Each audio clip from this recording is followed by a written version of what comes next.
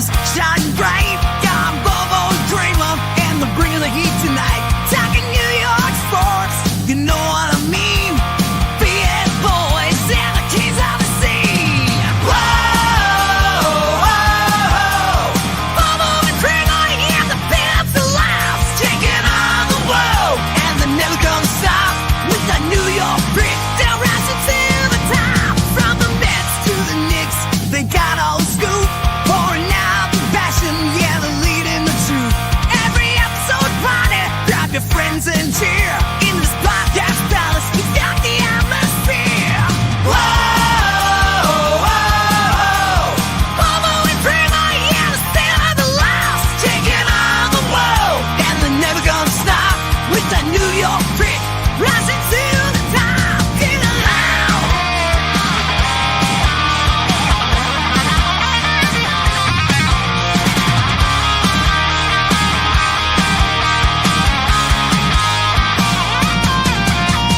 Tune in, turn it up, feel electric sound. With every single word, you're never gonna frown. From the Midline Giants to the Madison Square, Bobo and Cramer, yeah, this man making it air. Whoa, whoa, Bobo and Cramer, yeah, the stand to last, taking on the world, and they're never gonna stop with that New York grit. They're rising to the top. Get alive. Yeah, the best in the house is where the legends play. Bobo and Cramer, leading the way. Breaking plastic slides, shout it out loud. In the best in the house, we're rocking the town. In the best in the house, we're rocking the town. In the best in the house, we're rocking the town. In the best in the house, we're rocking the town.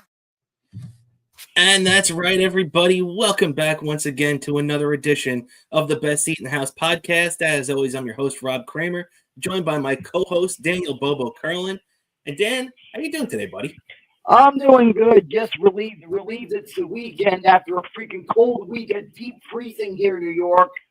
Seeing all this stuff and announcements of the new Metro jerseys making me anticipate warmer weather right now.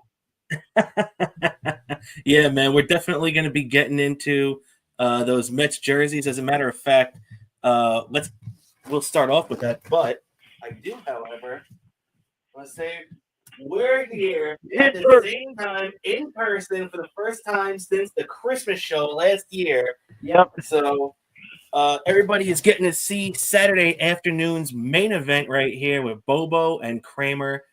Thanks for joining us here on YouTube and X, and I think we're live on Twitch as well too. So want to appreciate everybody from across the spectrum hanging out with us here, Dan. Yep, exactly. And I got some pretty neat gifts here. First, I got you a couple of things I had picked up from when I went to the Football Hall of Fame a few months back. This shirt here, you see, We'll show it to the camera. This shirt here. Very nice, very nice. Hey, New York Jets. You have to show people the back. You see there the names of every Jet that's in the Hall of Fame. New York Jets Hall of Fame right there. So we got, if you can't see, the old coach Weeb Eubank, Winston Hill, Joe Klecko, Curtis Martin, Kevin Mawai, John Riggins, Darrell Revis, Joe Namath, Don Maynard, and that concludes the Jets Hall of Fame. Very, very nice. Thank you so much, Dan. That's awesome, man. Yep, and one more thing I picked up from the Hall of Fame as well. I'll open this one up. And we got this right here. Oh, yeah, you can't really see it. It's keying out a little bit. But it is a New York Jets Hall of Fame. There we go. You can see it now. New York Jets Hall of Fame shot glass. Very cool.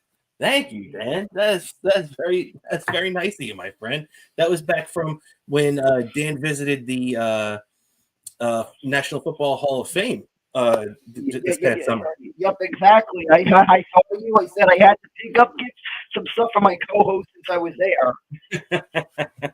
Yeah, man. See, that's the thing. Just like last year when I got you the LT jersey, you got me the Jets. This is the, it's like we were saying before the show. It's like on MST3K with the Invention Exchange. Plus that it's also a combination of something I watched, and because I watch these. I watch these travel videos about Japan and stuff, and I heard saying like in Japan, it's like a thing for like bring your coworkers when you're going on vacation. It's kind of a customary thing to bring coworkers a bit of your vacation to them. Very true. So Very I true. figured I gotta bring something from that trip to my co-host. Thank you so much, Dan. I appreciate that, man. And thanks everybody for hanging out with us here on a nice Saturday here, the end of January here in New York. Very cold outside, but we hope we can entertain you for a little bit here on YouTube and everywhere else I said too. So Dan, you know what? Before we get distracted, and we can easily get distracted if you are a frequent watcher of this show.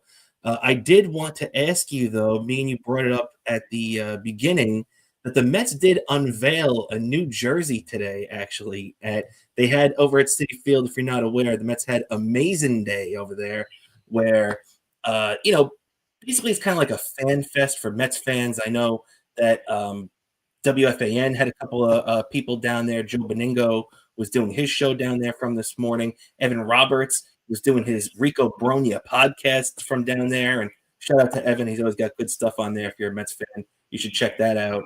And but this was one of the other things that we found out. And I know you got me on a thing there, but so when you look at this, Dan, where is the here? Okay, I got the window right here. This is the new Mets road uniform. I don't know why it's not popping up, but it's a blue. It's kind of like a throwback to the old 1980s jerseys from back in the day, where they have it's the script writing of New York across the front. And yeah, I don't know why it's saying the browser can't access my screen for some reason. It was based on a jersey they wore 1 year back in 1987.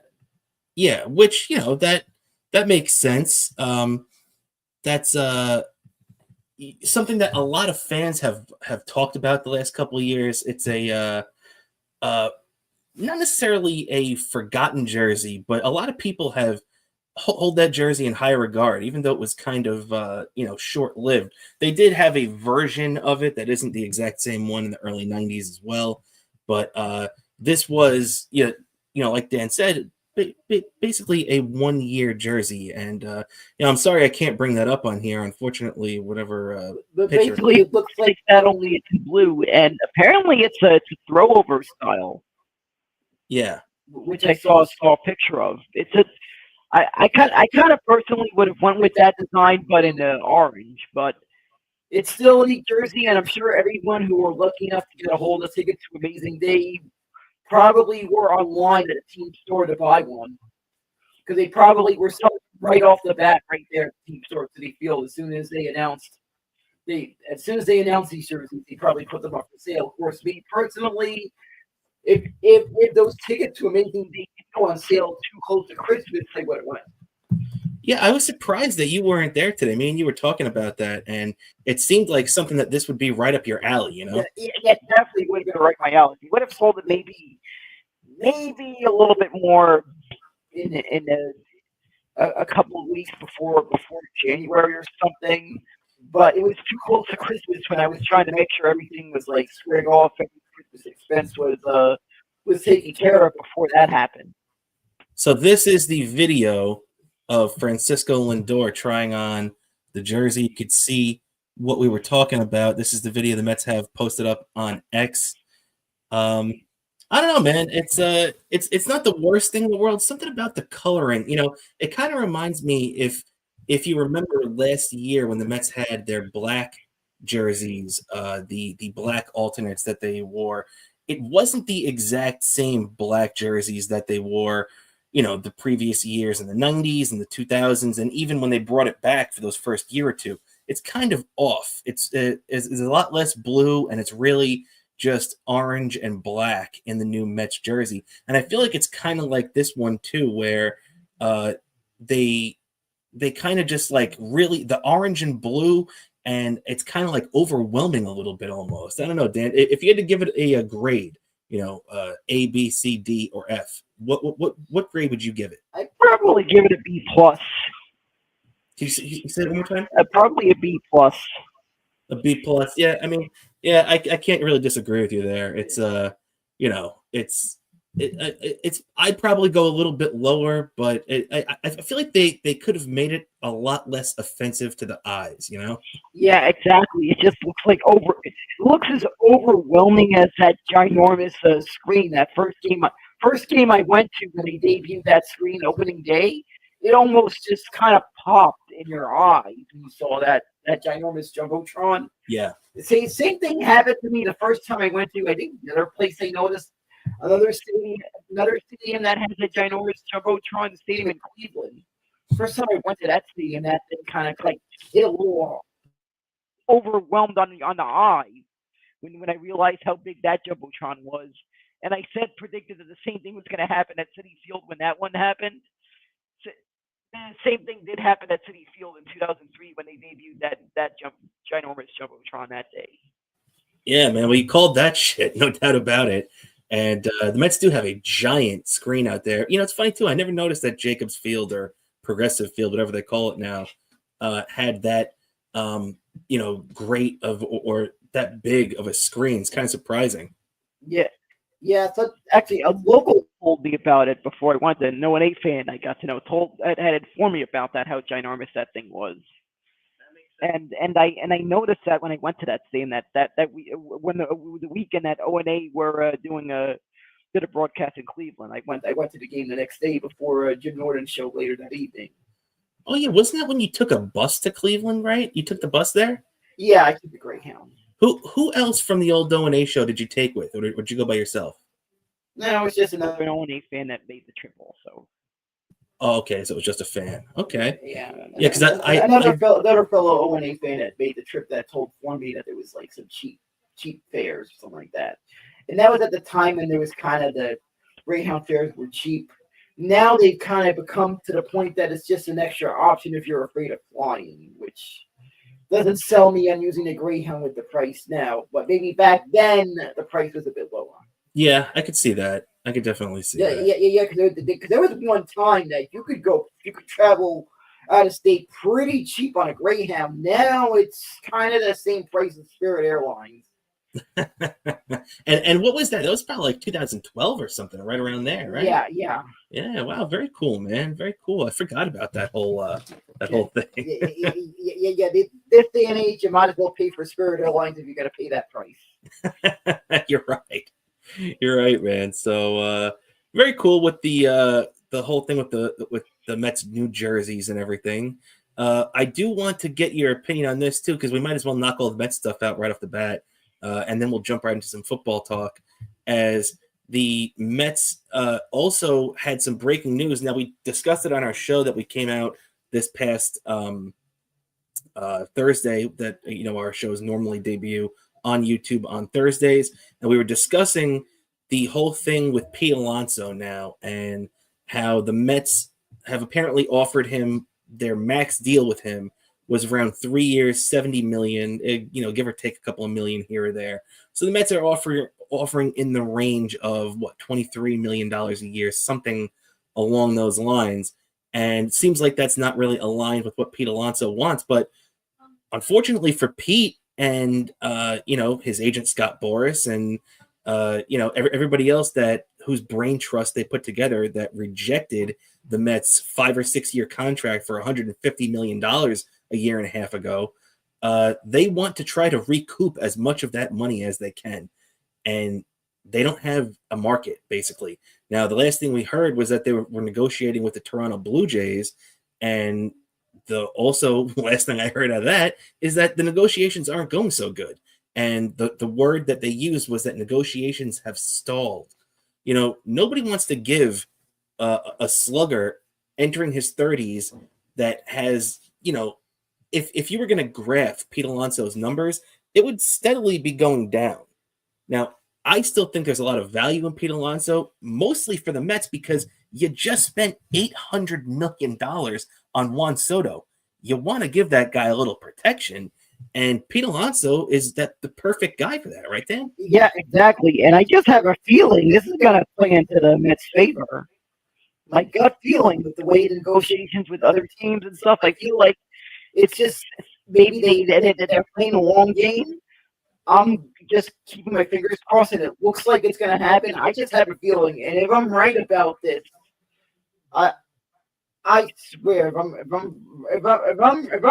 I'm right about this, I I have no idea what the heck I'm gonna be stuck having a sing if I'm right about this.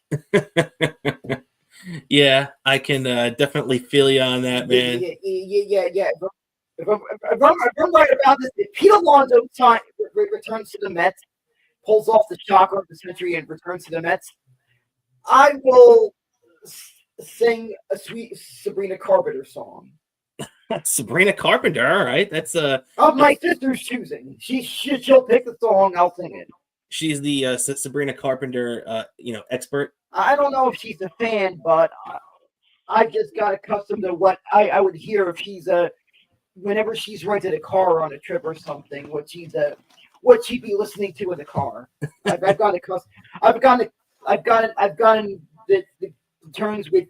I'm going to be subject to hearing that, and and ever since the movie Wicked got released, I'm probably going to be stuck hearing the Wicked soundtrack in the car if my sister's driving a car.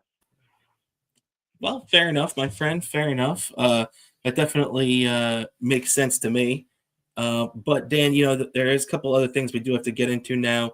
Obviously, the struggle with Pete Alonso is going to be at the top of every Met fan's head, especially on this amazing day. Yeah, exactly. And I'm shocked. I don't quite know for sure if David Stern showed up at Amazing Day in any fan event in capacity, but if I was David Stearns, maybe I wouldn't show up to Amazing Day. Because I feel like some Met fans would just be eager to shoot their shit with David Stearns if they were there. They probably would, but also, let's be honest, as much frustrations as we've had with David Stearns over his first year and a half here, and I do crack up at the fact that one of my favorite Met fans, Joe Beningo, refers to David Stearns as the boy genius.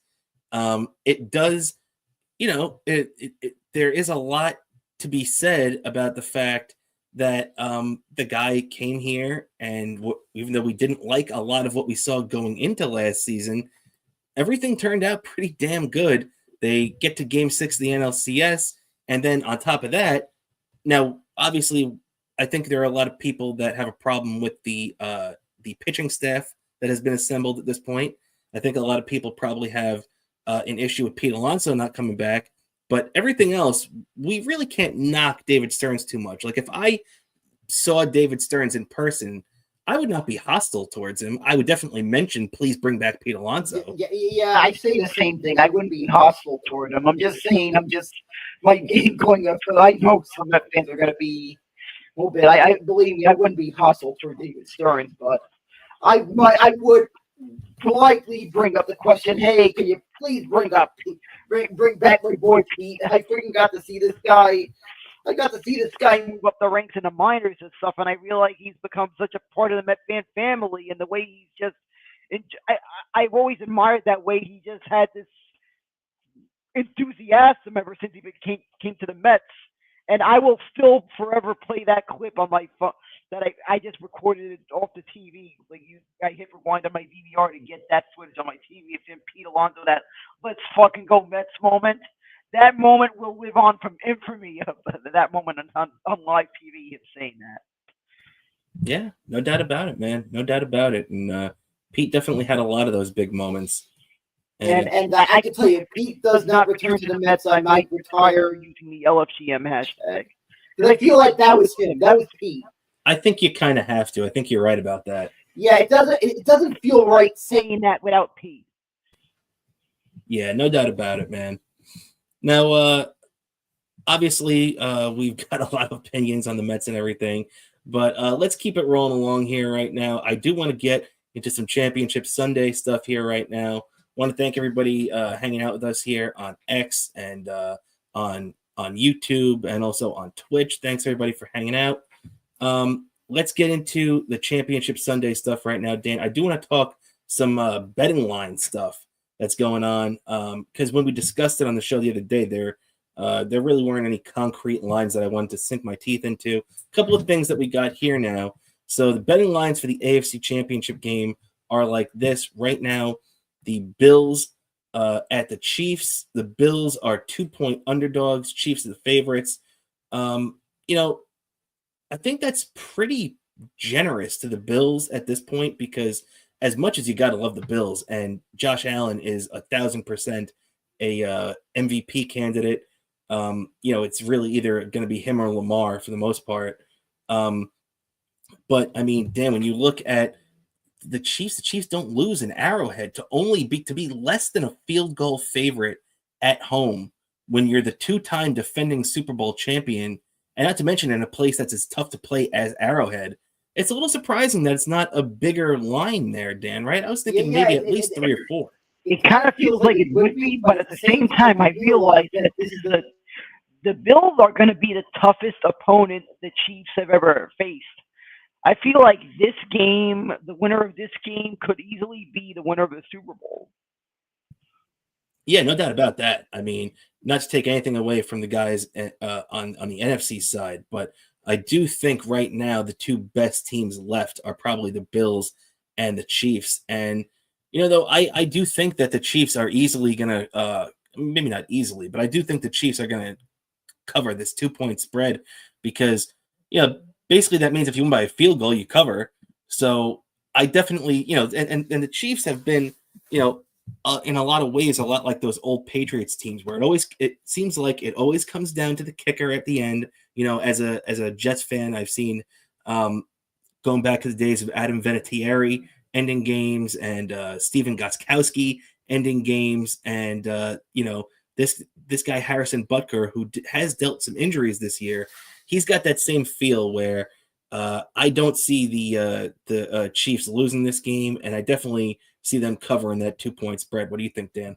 Yeah, exactly. I see that happening. But as much as I'd be annoyed at the Chiefs winning a Super Bowl, having a C shot to Taylor Swift. Which, by the way, if the Chiefs win the Super Bowl, I'll turn off the TV the moment the clock hits zero because I'm not going to want to see shots of Taylor Swift during that trophy presentation.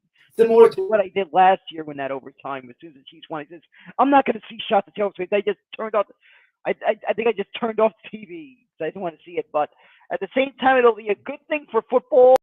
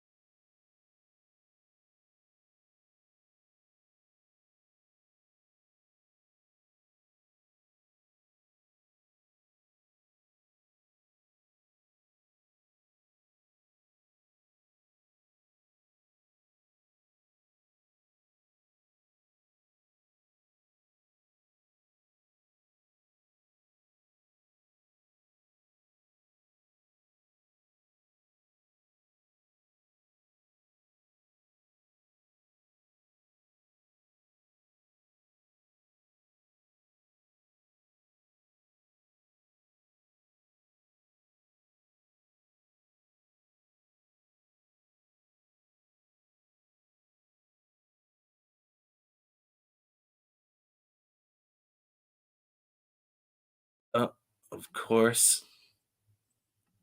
And all right, Dan. So now when you look at where are we now? We got the betting lines for the NFC Championship game now, as the Commanders and the Chiefs. I wrote on there. I'm losing my freaking mind, Dan. The Commanders and the Eagles. The Eagles are actually 6-point favorites.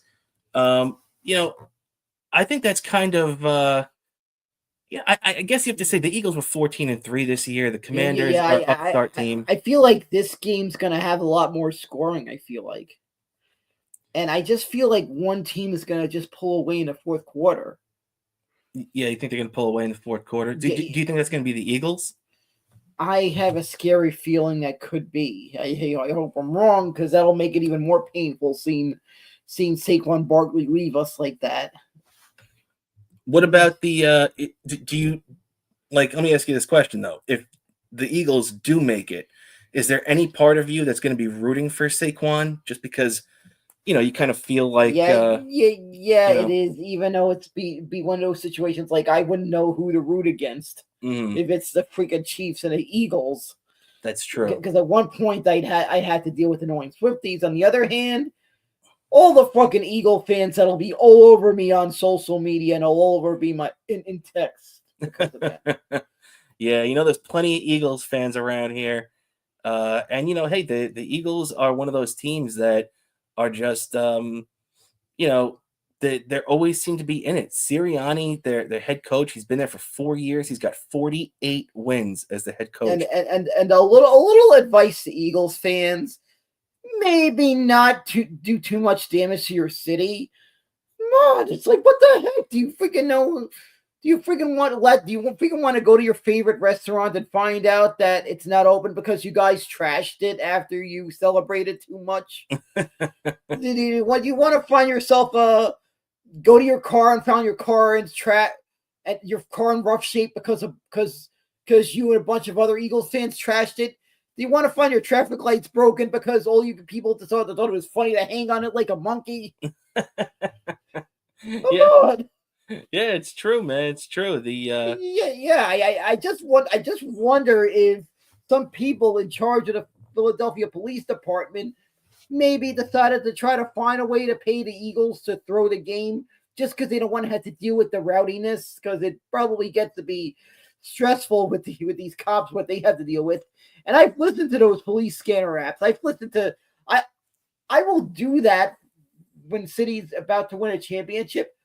I just want to get an idea what they have to go through. So I'll listen to their police scanner app to get a pulse of what they're having to deal with, how rowdy the fans could be in that city. And I'm seeing some of these cops sound like they're panicking for their life.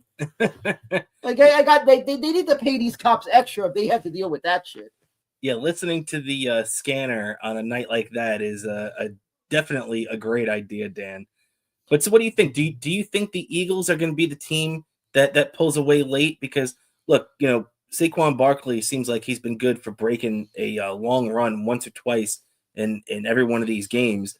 And it would not surprise me to see him rip off another couple. But I also don't want to get into the situation where everybody is just completely counting the Commanders out, because there's a lot of stuff on the line right now. Like, as a Jets fan, I do take a lot of pride in the fact that now Jaden Daniels, the star young quarterback of the Commanders, is the first rookie quarterback to start a championship game since 2009, when Mark Sanchez did it against Peyton Manning and the Indianapolis Colts. So it's been a long time since we even had a rookie in this championship game. And on top of that, a rookie has never started the Super Bowl. So there's a lot of history going into this game. And I don't want to count out the Commanders, because I feel like a lot of people did that this whole playoff run and this whole season in a lot of ways. And in every opportunity, Dan Quinn's team has got up off the ground, dusted themselves off, and continued to play great football. Yeah, that is a surprise. That is surprising how good they are, because I feel like the Commanders, this game's going to be very close. I feel like it's going to be a lot of high scoring, and it's just going to come down to maybe a touchdown this one. Maybe even 2 touchdowns, I feel like. Yeah, it could be. It could be. I think it's going to stay a one-score game, but yeah, I mean, you never know in these things. Who would have thought that in the divisional round against the Lions, who were 15-2 this year, the Commanders would drop 45 points on them and beat them by 2 touchdowns in Detroit. So yeah, I mean, yeah. That one surprised me last week. Like I was right off the bat ready to congratulate our pal Dave Landau, thinking like, oh yeah, they got the guinea bag, and then all of a sudden I'm like, all of a sudden to go from that to through a sympathy DM to Dave, telling him, I says, yeah, I go through this a lot during baseball season with the Mets. I feel your pain, Dave. Did he respond? Yeah, he liked he liked that little comment on Instagram I made when I says that I feel like it's a thing when I've said I've seen this before during baseball season. Very cool. And shout out to the great Dave Landau. And I know he's hurting with the Lions crapping out there. And then so the over under on this one too is another interesting one, Dan, because so we saw it was 48.5 for the AFC Championship game. For the NFC Championship game, it's a little bit even lower, which kind of surprises me. 47.5. You know, the Eagles defense was really good all year. I think a lot of people underestimated and didn't give enough credit to how good the Eagles defense was this season. But, you know, both these offenses can put up numbers. You know, if you get Jalen Hurts rolling, that's going to be tough to stop. Obviously, Saquon, they've got those 2 really good receivers over there. And then not to mention, you know, Washington, they got Bijan Robinson, who's a pretty good weapon as a running back. They got you know, a couple of really good receivers on the team too. And then not to mention Jaden Daniels, who is doing this VR training stuff, and he's awesome.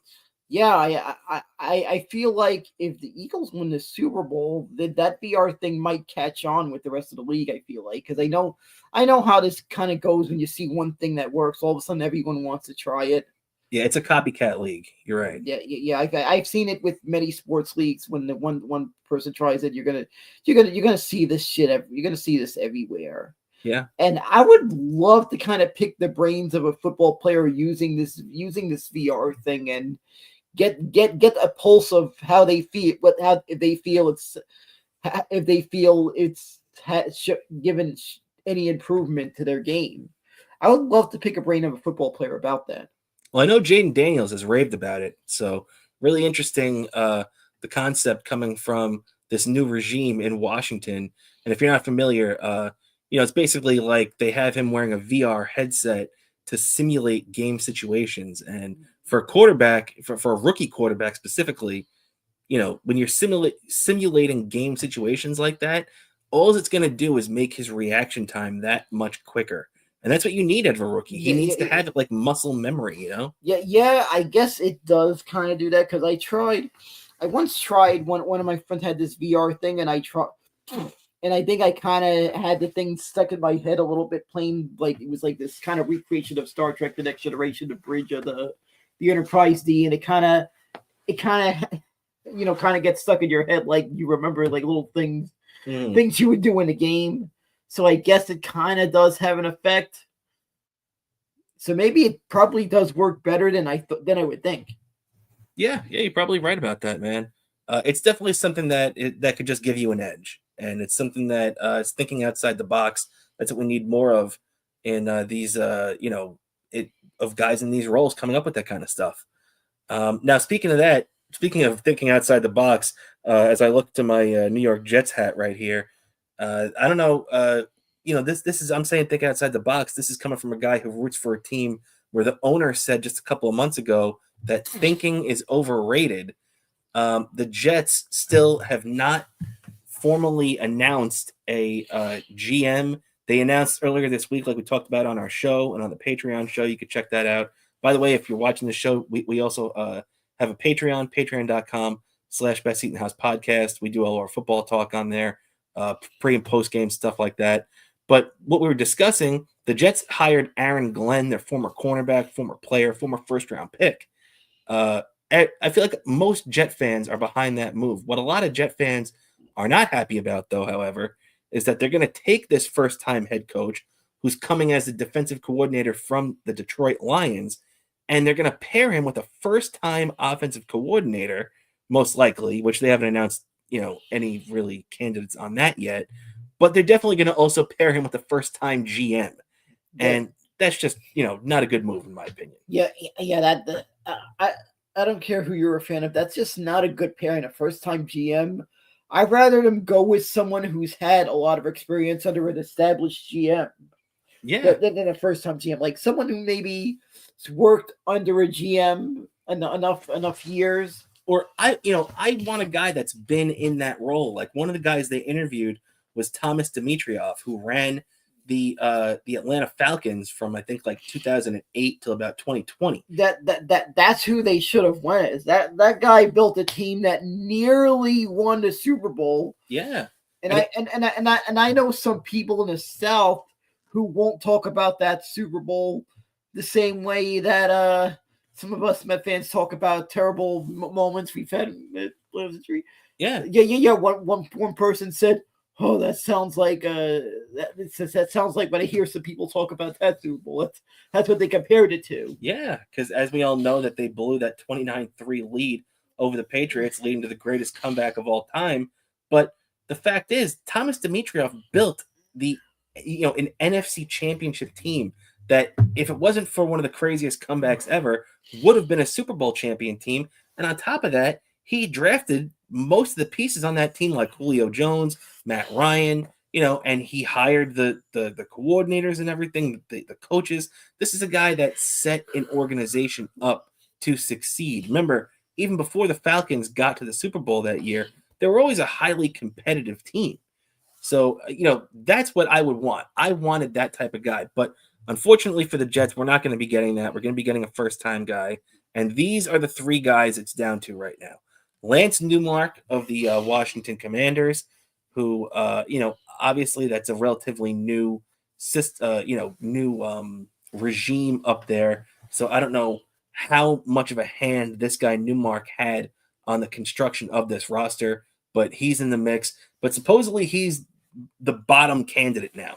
A couple of days ago, if we talked about this, Lance Newmark would have been the top guy. And a lot of people were saying that him and Glenn were going to get hired on the same day. Not the case. Lance Newmark must have not had a great second interview, because then they brought in Trey Brown from Cincinnati and Darren Moogie from Denver. Now, Darren Moogie is kind of one of the guys that you were mentioning, Dan, of that ilk, where you said that you'd prefer a guy that has worked under a GM for a long time. Darren Moogie was under John Elway in Denver for years, and right now he's the front runner, they're saying. Yeah, I think Darren Moogie might be the better way to go. If you're going to go with a rookie GM, go with someone that's had experience working under directly under a GM that kind of has that credibility. Yeah, exactly. And then you also have these candidates. I'm sure there's probably one or two guys that we haven't heard yet get through that. But right now, it looks like all signs are pointing to Darren Moogie being named the Jets' next general manager. Now, Josina Anderson from ESPN, who has a decent track record with breaking these news stories, came out and said that Darren Moogie got the job. He's the guy they're going to give it to. But nobody, she put that out yesterday at about 11:30 in the morning. Nobody has confirmed that report since then. And Connor Hughes, who covers the Jets for SNY, and he's pretty tuned in to a lot of this stuff, said, now this is something that's going to scare the hell out of every Jet fan, that apparently Woody Johnson, the owner of the Jets, and his brother, Chris Johnson, basically locked themselves in a room yesterday for hours on end to try to come up with a decision of who the next GM is going to be. That image alone scares the hell out of me as a Jet fan, because unless those two are battling to the death, I don't want those two locked in a room coming up with an idea for what the Jets are going to be doing next. And not to mention, if they're going to be doing that, why isn't Aaron Glenn in on this? I mean, they already went out of order and hired Glenn before they hired a GM candidate, which already makes no sense. Yeah. And why would Aaron Glenn not be involved in the final stage of this process? Yeah, I do not understand. They need to get Aaron Glenn involved. But then again, it doesn't surprise me that kind of would happen from an owner with the name Woody Johnson, whose company makes a line of products under the name Johnson and Johnson, and who owns a team that's been the opposite of a product that said no more tears. Jets fans like yourself go through all tears. Yeah, you're right. It's like they try to act like it's the Ozzy Osbourne song "No More Tears," but meanwhile it's like the Seinfeld movie "Cry Cry Again," because that's what happens with the Jets every time. Every year that we think that the Jets are gonna, the Jets set us up. They had another great offseason, which nobody is the king of the offseason quite like the New York Jets. But I don't know. I'm just hoping that the thing for me though is that they already announced now, so we don't even know what's going to happen with this GM search. We don't know if they're going to name a guy today. We don't know if they're going to name a guy tomorrow. We don't know if maybe they're going to wait until Aaron Glenn's introductory press conference on Monday morning. I believe they said they're going to be introducing him around 11 a.m. or something like that. So the Jets are going to have Glenn's press conference and potentially still not know the GM that he's working with. And that's just typical Jets crap, right? Yeah, exactly. It's just it doesn't surprise me one bit, and I feel like it's gonna be another year that I'm gonna have to console you every week. Yeah, unfortunately, that's every year for the Jets. You're right about that, man. Now, another thing actually interesting that at the same time, I believe it's Monday morning around 11 o'clock, there's going to be another introductory press conference going on, and that's going to be for a division rival of your team, Dan. That's going to be the Dallas Cowboys having introduced, I can't talk right now, their offensive coordinator as their head coach. They are promoting him. They could not come to terms with former head coach Mike McCarthy. He leaves, and now former Jets offensive coordinator who served the last couple of years as the OC for Dallas is being promoted. This is a guy that, look, he's Marty Schottenheimer's kid. If you're not familiar, Marty Schottenheimer's coach from back in the day. He had a lot of success, but he was one of those guys that would, go 14-2 in the regular season and get knocked out in the divisional playoff round. He really didn't have a lot of playoff success as a head coach. Still a very good head coach. Brian Schottenheimer, on the other hand, his son, who was the Jets offensive coordinator for most of the time under Rex Ryan, is not a very good head coach. I cannot believe the Dallas Cowboys have put... Hold on, you got a trash can here? Bless you. Yeah. I cannot believe, hang on a sec, that the Cowboys introduced this guy as the head coach because, you have plenty of candidates out there. Like I'm sure Deion Sanders would have done decently at that. I know that they had their eye on trading up for Shador in that case too, but bless you. But, Dan, I don't know. What do you think about, about that? I think it's a really interesting choice. And I think also, too, that it makes sense that it came out on a Friday night because, bless you, because I feel like he knows, he being the owner of the Dallas Cowboys, Jerry Jones, that he would have been killed by the media and talk shows, ESPN, Talking Heads, all these teams all week if he had mentioned that Brian Schottenheimer was going to be the head coach. So talk it up for a second. I'll give you a tissue. Yeah, I feel like he maybe made a good decision on the timing to announce it.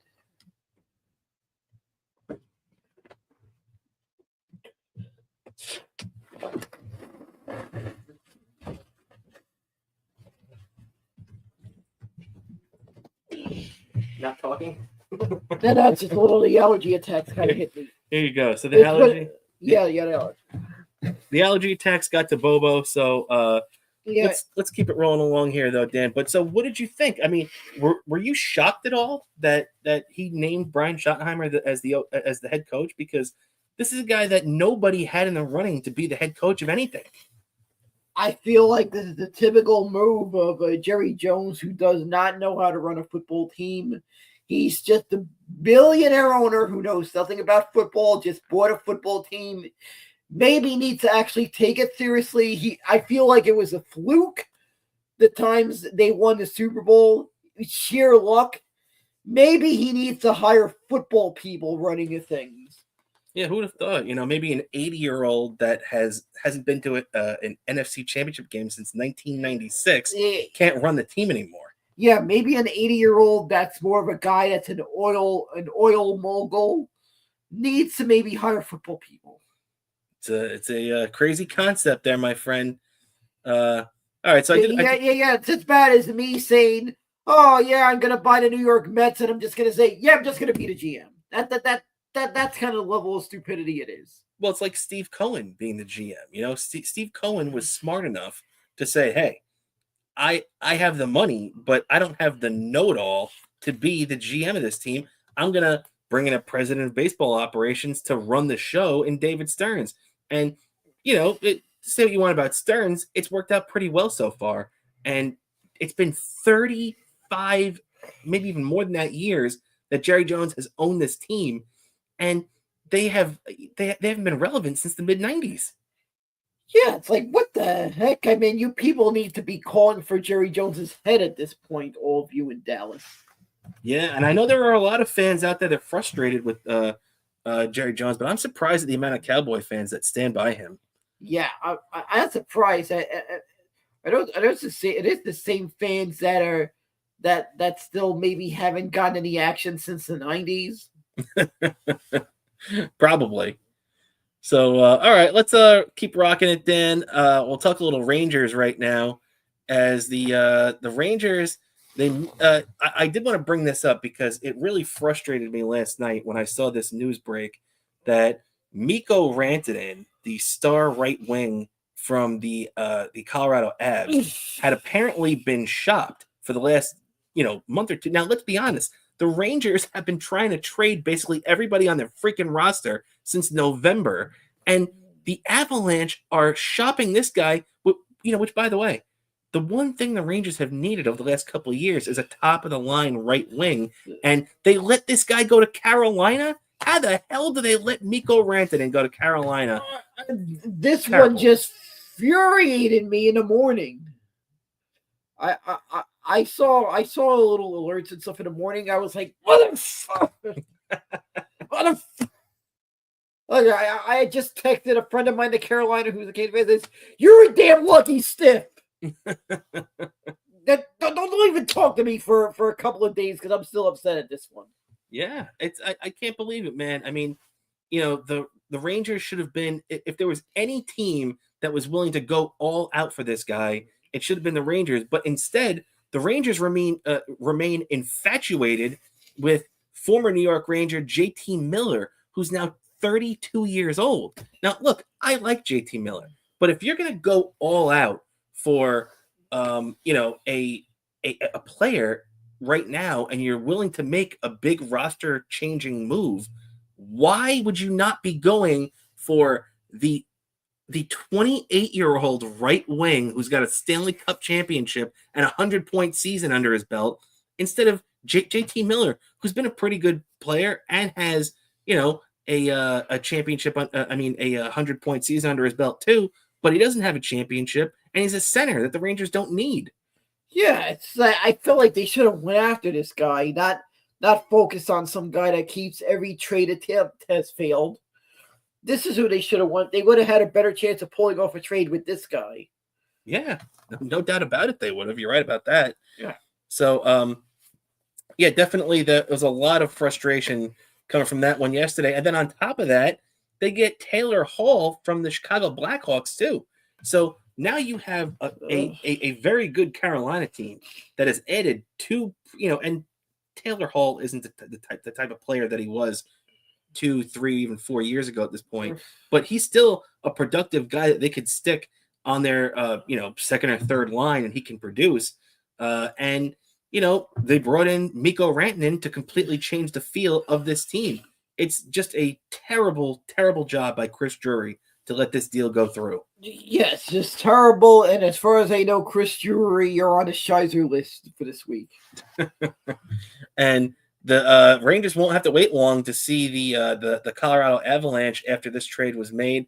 I guess luckily for them, it won't be with Mikko Rantanen at least. They'll wait until it's a divisional game against Carolina to see him next. And Nikas, the center who was given up in this deal too, the Rangers will be taking them on tomorrow at the Garden at 1 p.m. So it's going to be a matinee at MSG tomorrow, Dan. And the Rangers are going to have to play well because even without Mikko, the Avalanche are still a pretty good team. Yeah, this game, I feel like the Rangers need to keep this game close and win this. If they keep this game close, they'll win this, and it'll end up subjecting me to have to continue the streak because as long as this Rangers winning streak goes, I'm gonna have to be tortured by watching that movie through 3 hours before the game. And it's right, man. The Rangers are on a 10-game point streak right now. Yeah, They are 7. They have 7 wins, no regulation losses, and 3 overtime losses. So they've gotten, I believe it's what is it? It's like 18 out of a possible 21 points, something like that. Whatever the number is, the Rangers are on an absolute roll right now, and I do think that there's a lot of good things coming from this team. They've propelled themselves back into a playoff contention. I believe coming into this, they're 2 or 3 points out of the final playoff spot. But there are a lot of teams there between teams. In the wild card spot, teams in that wild card hunt right now, there are 7 teams separated by 5 points. So it's all bunched up together. Teams are going to be jumping over each other over the next couple of weeks and months, and you're just going to have to not pay that much attention to what everybody else is doing and just take care of your own business. That's the best way to go about it for the Rangers. Yeah, just as far as I see it, the rest of the way, just win, baby. Exactly, from the great Al Davis. You're right about that, my friend. And so we're getting to the end here. Did want to wrap up talking with a little Knicks before we get into some stuff. The Knicks, though, did get some good news, Dan. And the other day, Jalen Brunson and Karl Anthony Towns were named NBA All-Star starters. It's the first pair of teammates to start an All-Star game together for the Knicks since Walt Clyde Frazier and Earl Monroe did it back in the early 70s. So, it's been a long time since the Knicks have had 2 players of this magnitude having great seasons like this at the same time. Yeah, that's just giving me the inkling that the Knicks are just going to have a big season when you're mentioning those 2 names in the same sentence. Those 2 names alone, two people who I've been lucky enough to have gotten to meet, and I have signed photos of. Very cool, man. Yeah, the heart of the 1972-1973 NBA champions. Earl the Pearl Monroe was not part of their first championship title in 69-70 with Willis Reed and everything on that team. But everybody that's a Knick fan that was older, or that is older, that was around for that 72-73 season raves about Earl the Pearl and Clyde and that championship team. And it says a lot when, just like you said, for Brunson and KAT to be in the same class as those 2 guys, man, I feel like this has Eastern Conference championship, at least, or Eastern Conference finals written all over. Yeah, exactly. Like going back to I think that first Knicks team that won a championship. It's dating back to have inklings of the first time that a team in the current version of Madison Square Garden won a championship. They were the first. The Knicks were the first team of the 2 teams in the current version of Madison Square Garden to win a championship. It's true. It's very true, man. So definitely good things when you're being compared to the likes of 2 former Knick greats whose jerseys hang in the rafters.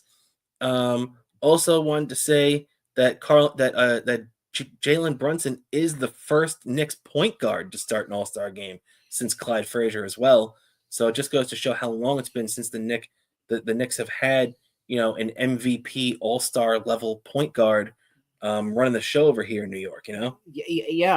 I just have to give I got to give a lot of credit to Brunson. I heard from people who were at that playoff game when they, when they were eliminated in the second round. I heard Brunson was just taking pictures with fans and stuff outside the venue. Yeah, Brunson's very approachable. I've heard too. So, you gotta love a star player like that, and Brunson is a star, being that approachable. Yeah, and I even heard some Knicks fans in Florida said how approachable Brunson was when they were in the stands and they saw him like outside the arena and stuff. He was very approachable to them. Very cool. So big shout out to the great Jalen Brunson, and the Knicks will be back in action tonight as the Kings come in and visit the Knicks. Now, this isn't the old Kings team that that have been kicked around the last couple of years. Even though last year they did have a good season, they're off to an inconsistent start right now. But hey, if I'm the Knicks, the Kings are a good test, and the Knicks should be able to, after they won the back-to-back earlier this week, finishing up with the Nets on Monday night. I feel like that the Knicks are, they've put themselves in good position to get their 30th win of the year tonight. Yeah, I feel like this game's going to be a game that's going to scream very nervous last 10 minutes of the game kind of game. Yeah, kind of like a nail-biting thing. I could see that too. Yeah. It's gonna be like the last 10 minutes. Like I might be looking at my phone as I'm watching Saturday Night Main Event. I might be like going back and forth. yeah, exactly, because it's on the same time as Saturday Night Main Event. Yeah, and speaking of that too, so I did want to touch on that for a sec before we get out of here, everybody. So the name that we named the show here for our special little bonus show, that once again, thanks everybody for hanging out with us here. We got almost 100 people, which we usually don't have that many people. We usually don't do it live. So thanks for hanging with us here, everybody. And the reason why I called it Saturday afternoon's main event is because Saturday night's main event's tonight on NBC. The old WWE program comes back tonight for its second iteration in the last month and a half, basically.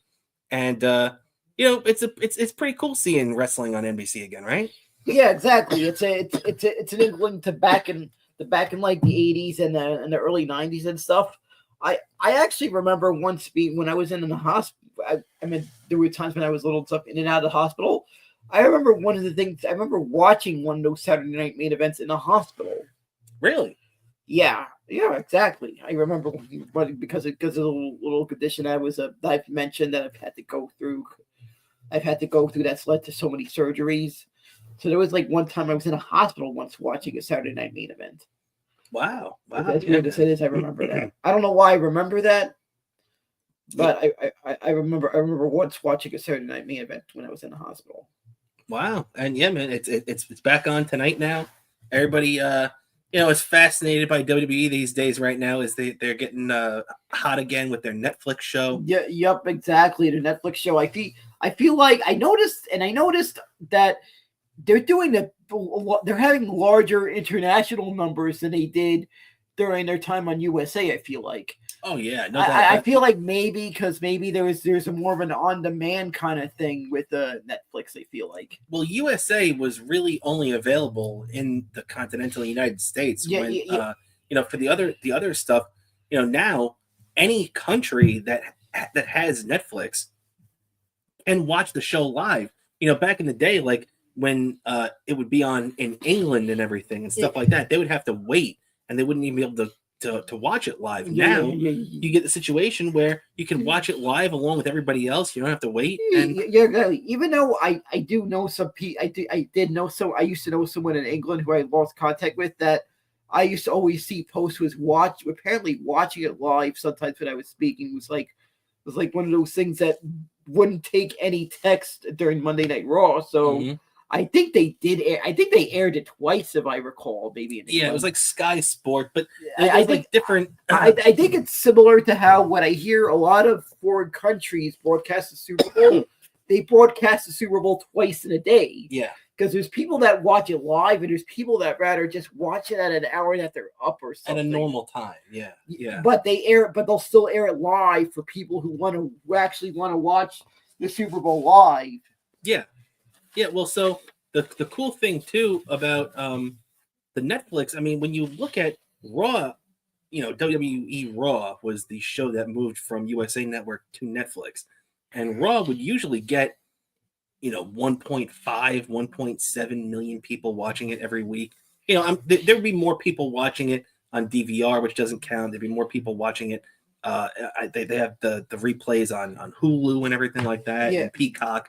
But the first show that they put on Netflix got 5 million live viewers. So you went from 1.5 million to 5 million like that, and that's just the Netflix, influence. Yeah, exactly. I feel like it is a questionable move them going to a streaming service, but the fact that they went to a streaming service that probably a lot of people already had probably was a good decision, because I feel like there are people that have put things on a service that there are people that don't have that service. Mm-hmm. But I feel like the fact that there's a lot of people that have Netflix may have worked out in people's favor. Yeah, it's true, man. And maybe I wonder how many people who were that maybe how much of that factor goes into the fact that T-Mobile subscribers get Netflix.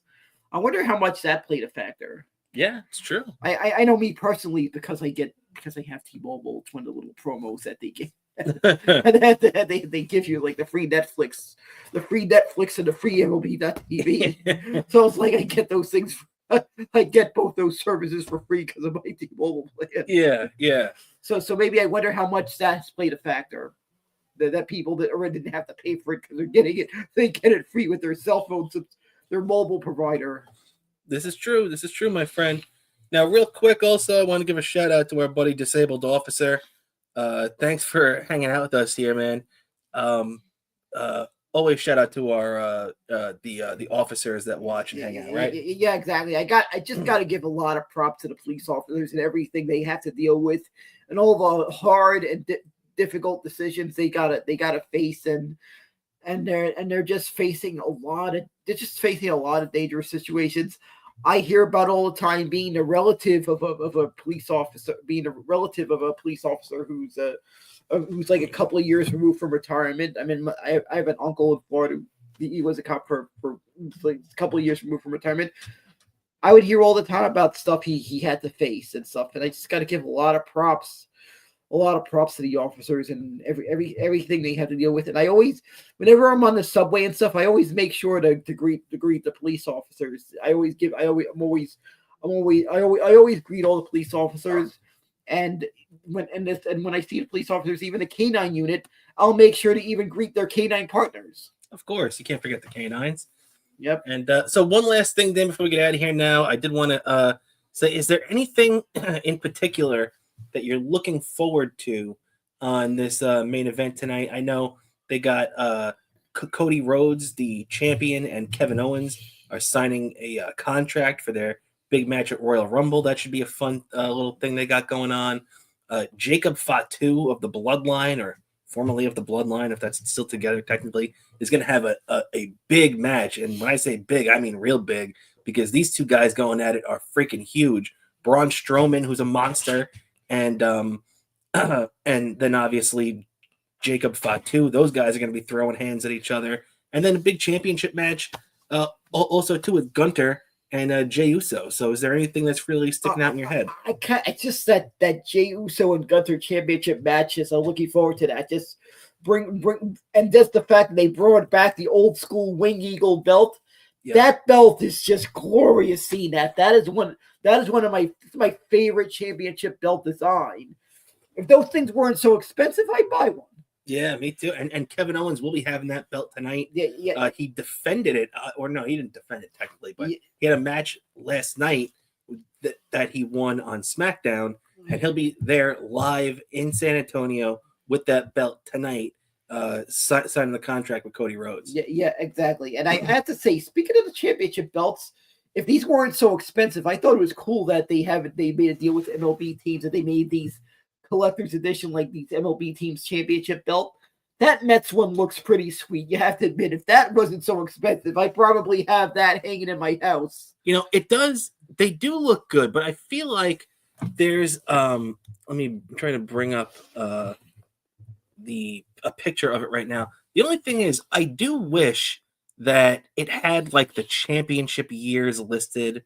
I wish here. I'll bring it up right here so everybody can see it. And then the other thing I love that the WWE decided to do also with this with selling these things, they actually give belts like these to the teams that win the World Series now. Yeah, they do. Yeah, you heard about that? How Yes. the WWE gives like a special commemorative championship belt to the championship teams. Yeah, I kind of think that's kind of cool seeing that. I would hope one day to see the Mets hoist a belt like that one day. I agree. But Dan, when you look at this belt, doesn't it feel like? Let me make it bigger so we could see it here too. Yeah, Like, don't you feel like it could fit like right at the top there? Maybe 1986, 1969, or the years they won the pennant too, 2000, 2015. I feel like since it's maybe more championship, I feel like it more fit in the years they won a championship. Yeah, like if it had the pennants on there, maybe divisional championships. Yeah. I feel like they needed to go with more the orange and white than the black logo. Yeah, I feel like on that. And I also kind of really wish it would more incorporate like the city skyline. Yeah, in the background, right? Yeah. I feel like these championship belts need to more incorporate the city skylines of the various teams. And the history of the organization, too, where you can incorporate the years. Like for the Yankees, I mean, you're maybe not going to put every championship they have, all 27. Yeah. But you could put the big ones. You could put, the 1927, 1998, 1961, you know what I mean? 1977, the big ones. Yeah, exactly. Like I feel like this is something that they really need to more elaborate on. Also, I feel like you know what I feel like WWE needs to do. I was reading I've seen things like I was watching the documentary that was premiered the last season of Shea. I have the DVD of this, and I've seen pictures of how they hosted wrestling shows. I think they need to do a throwback to that, maybe host a WWE show. Yeah. Because I heard in the early days of WWE, they hosted a WWE show at Shea Stadium. Yeah, they did actually. They had they had a couple of them, and actually one of them I saw recently.